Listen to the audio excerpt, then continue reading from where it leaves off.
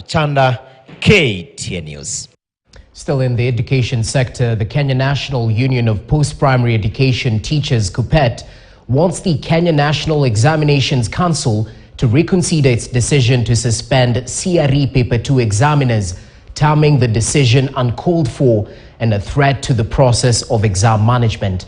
The Secretary General, Akelo Misori, further wants the council to decentralize marking of national exams and consider spreading the exercise across the regions in a similar manner as the national holiday celebrations.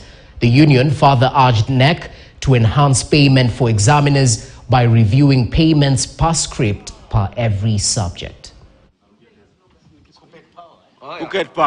That Kenya National Examination Council has resorted to very punitive measures to suspend the 600 examiners of CRE Paper 1.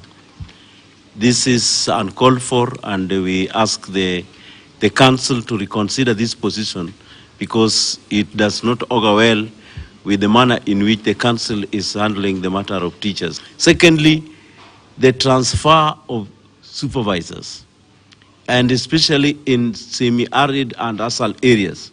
You realize that most examiners who are relocated, especially after serving for 1 week, then the following week they go to very distant places which they are not prepared to have, with very little support from the council in terms of accommodation and in terms of transport. If our national celebrations like Madaraka Day can be rotational, why must the council insist that they have got traditional centers where exams are marked? That the National Examination Council must address what the teachers must get for the 2.5 weeks that they will be marking exams. First, the out-of-pocket must move from the traditional 150 shillings to 500 per day, and then the scripts must now be upgraded in terms of what the teachers get after handling one script.